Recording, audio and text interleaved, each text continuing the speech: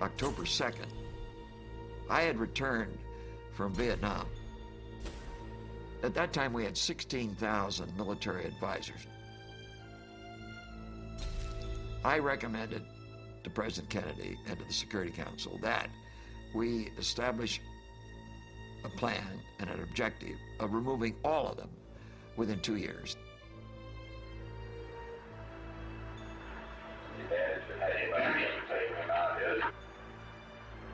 Say to the Congress and the people that we do have a plan for reducing the exposure of U.S. combat personnel.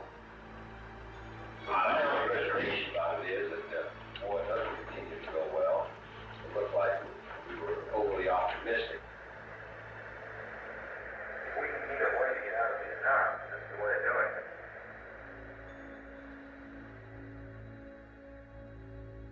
Kennedy announced we were going to pull out all of our military advisors by the end of '65. We're going to take 1,000 out at the end of '63, and we did. But there was the coup in South Vietnam. Diem was overthrown, and he and his brother were killed. I was present with the president when together we received information of that coup. I have never seen him more upset. He totally blanched. President Kennedy and I had tremendous problems with Diem, but my God, he was the authority. He was the head of state, and he was overthrown by a military coup. And Kennedy knew, and I knew, that to some degree, the U.S. government was responsible for that.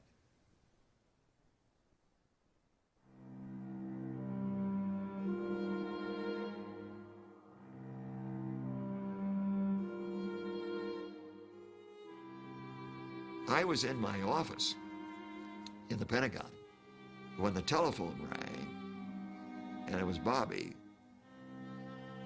The president had been shot in Dallas. Perhaps 45 minutes later, Bobby called again and said the president was dead. Jackie would like me to come out to the hospital. We took the body to the White House about whatever it was, 4 a.m. and called the superintendent of Arlington Cemetery. And he and I walked over those grounds.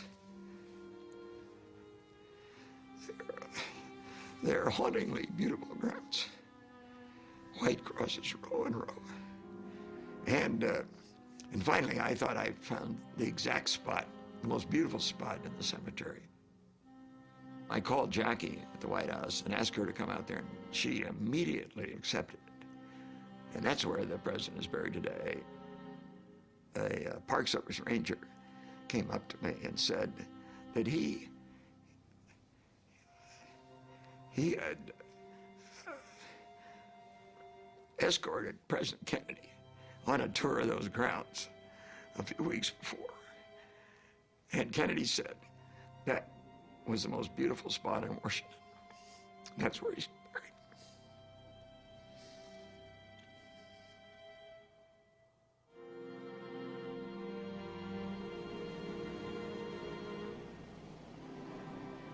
I will do my best. That is all I can do. I ask for your help and God's.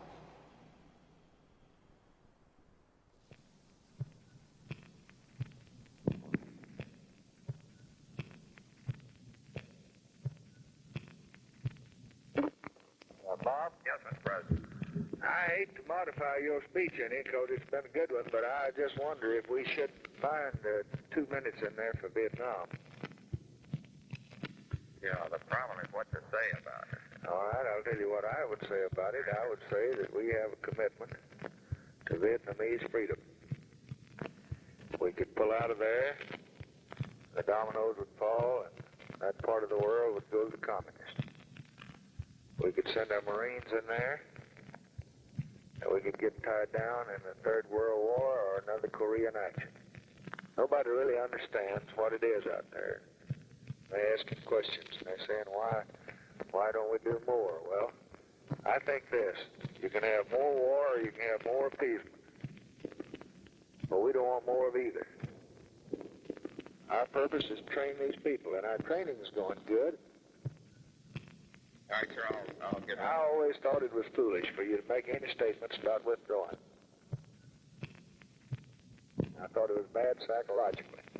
But you and the president thought otherwise, and I just sat silent. The problem is... All right, then the question is, how in the hell does McNamara think when he's losing the war that he can pull men out of it?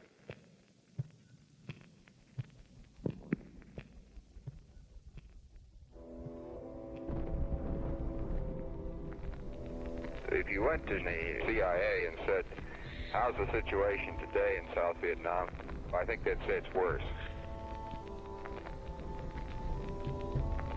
You see it in the desertion rate, you see it in the morale, you see it in the difficulty to recruit people, you see it in the gradual loss of population control.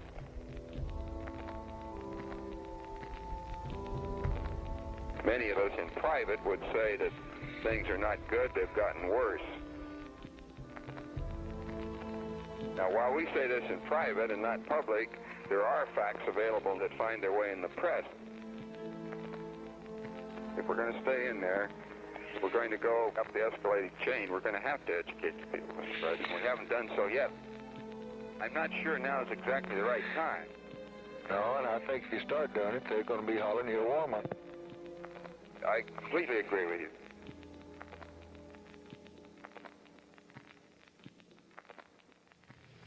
Make no bones of this. Don't try to sweep this under the rug.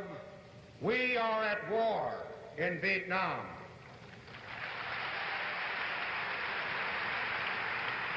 And yet the President and his Secretary of Defense continues to mislead and misinform the American people, and enough of it's gone by.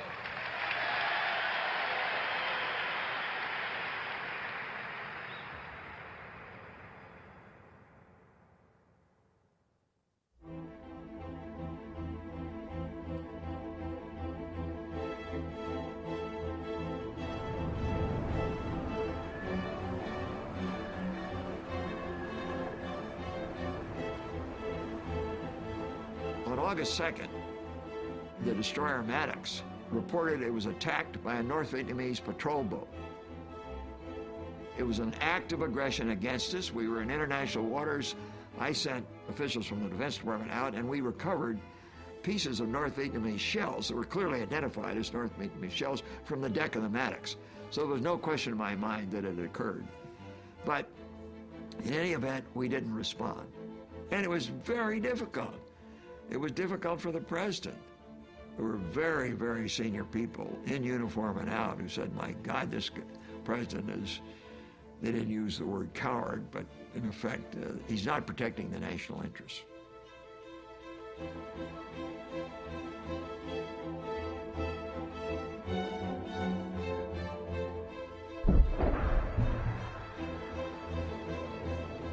Two days later, the Maddox and the Turner Joy, two destroyers, reported they were attacked. Where are these torpedoes coming from? Well, we don't know. Presumably from these unidentified craft. There were sonar soundings, torpedoes had been detected, other indications of attack from patrol boats. We spent about 10 hours that day trying to find out what in the hell had happened. At one point, the commander of the ship said, we're not certain of the attack. Another point, they said, yes, we're absolutely positive. And then finally, late in the day, Admiral Sharp said, yes, we're certain it happened. So I reported this to Johnson, and as a result, there were bombing attacks on targets in North Vietnam.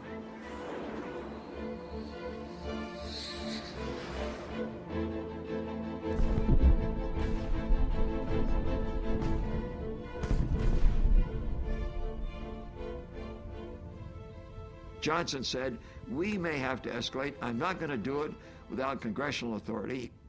And he put forward a resolution, the language of which gave complete authority to the president to take the nation to war. The Tonkin Gulf Resolution. Now, let me go back to the August 4th attack.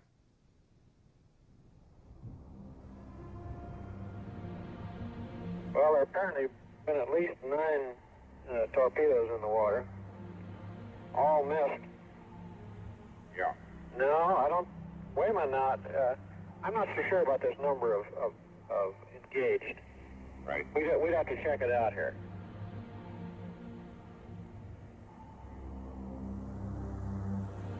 He said many of the reported contacts and torpedoes fired appear doubtful. Freak weather effects on radar and overeager sonarmen may have accounted for many reports. Okay, well, I'll tell Mr. McNamara this. That's the best I can give you, Dave. Sorry. It does appear now that a lot of these torpedo attacks were from the sonar man, you see. And they get keyed up to a thing like this. Everything they hear on the sonar is a torpedo. You're pretty sure there was a torpedo attack, then? Oh, no doubt about that, I think. No doubt about that. No, it was just confusion. And events afterwards showed that our judgment that we'd been attacked that day was wrong. It didn't happen.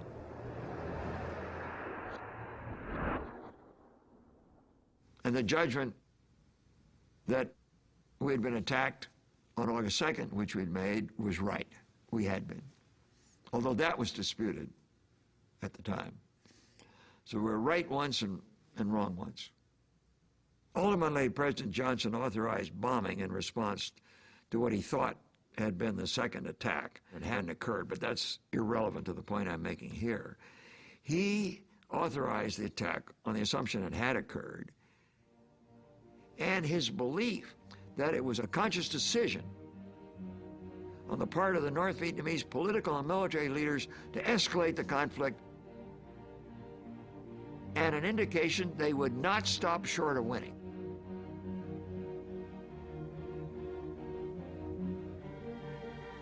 We were wrong, but we had in our minds a mindset that led to that action, and it carries such heavy costs.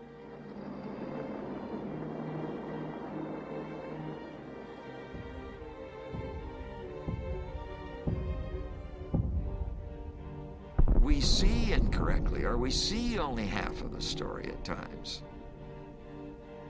We see what we want to believe. We see you're absolutely right.